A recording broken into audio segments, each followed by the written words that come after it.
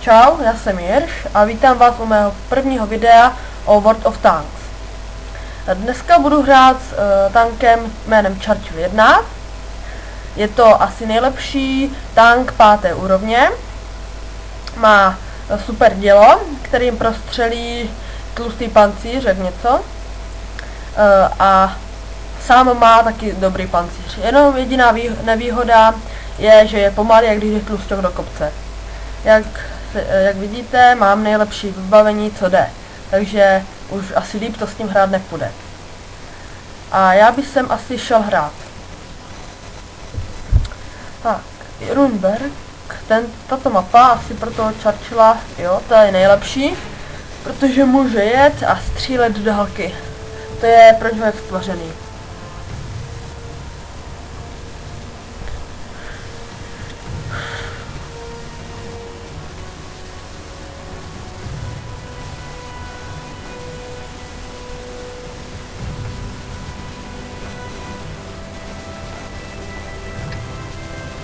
Tak, jedeme 16 sekund, kam se pojede.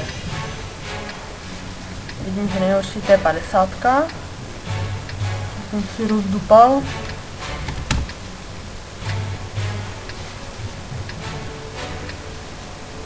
Vyrážíme. Tak, jedeme. Máme nabito a můžeme vyrazit.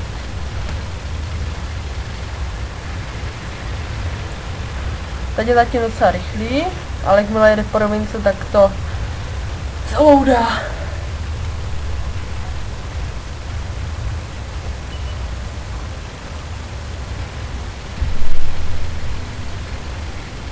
Může, dáme si nastaveníčko, podíváme se, co tam vzadu děje. Žádné ohrožení to nebude, takže můžeme dál. Zapneme to tady má.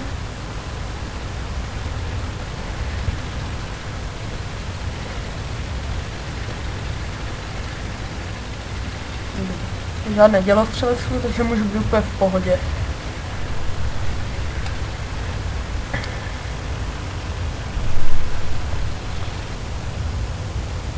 Průzkumníci přede mnou, takže nemusím se bát, že na mě někdo tady zpoza rohu vybavne.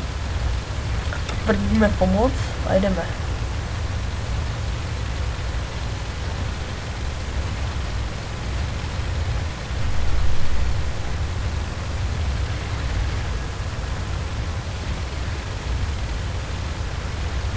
Tam už někdo je.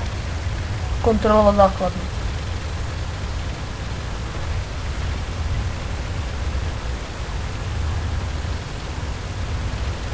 Můžeme pomoct na základnu, rychle.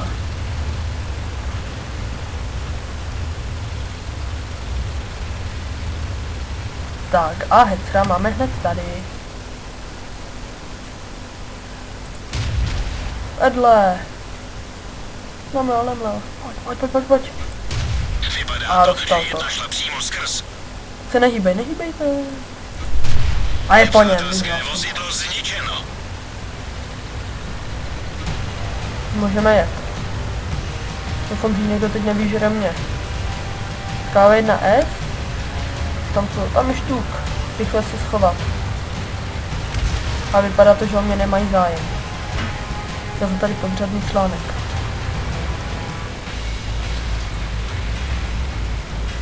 K1S. Teda Churchill 1. Pardon. Spletl. Už po mě střílí. Radši se s tím otočím předem. Jo, už jsme vyhráli. Tak, vypadá to, že zatím to je krátký, tak zkusíme ještě jednu bitvu. Nějaké zkušenosti tam jsou, jeden zastřelený. Tak zkusíme ještě třeba... Zkusíme se Štugem. Tak, Štug je hned po Hetrovi.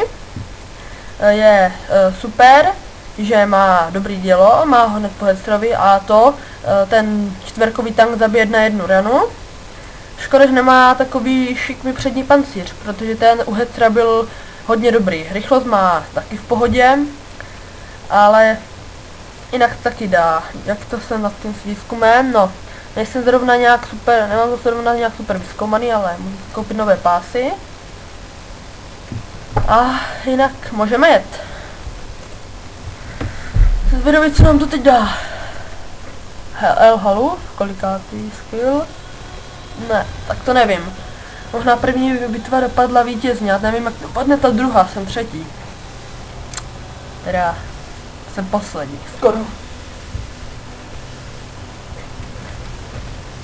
KV1S, to bylo předtím taky nejlepší. Zase žádný odstřelovač, to mě velmi těší, takže jsem do obou dvou bitev, aby jsem tam nějak nemusel potupně zemřít odstřelovačem. To by bylo trošku... Kam pojedeme? Pojedeme kempit? Nebo pojedeme na průzkum? Ale nevím, asi půjdu kempit. Do toho!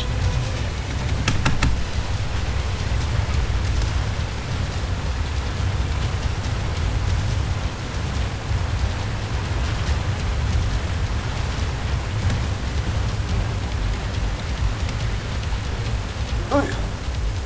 Myslím, že jdeme se narazit.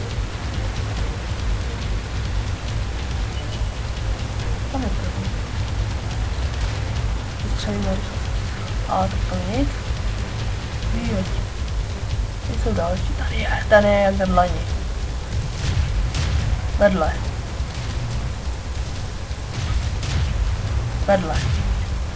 Ten jednou může trefit. Dají dolů, vidím tam. Jo, trefa. Mě vyžírají. Jedna hrana a jdeme. Pořádný zásah. Pár životů mi ještě zbylo. Takže... No, ten už je mrtvý. Můj ochránce zemřel. No, já bych jsem rád byl, ale tady máme nějaká speciální odstřelovače, který má zaměřené na tuto část. Tak já to zkusím tady nakopit. A to tady zatím to BDGR, teda BDRG 1B. To snad projde.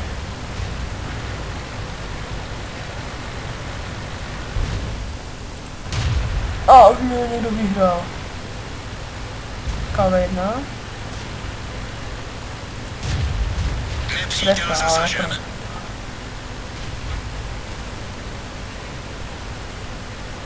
Nemíří na mě ani jeden, takže to je vyhraný, takže ne to. Dostali to. Prorazila, tak jdeme.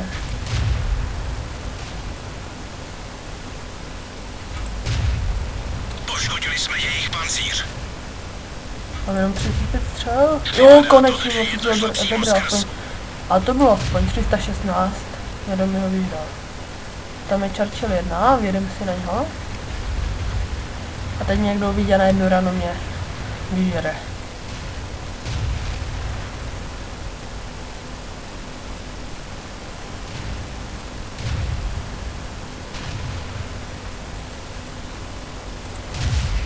A vedle.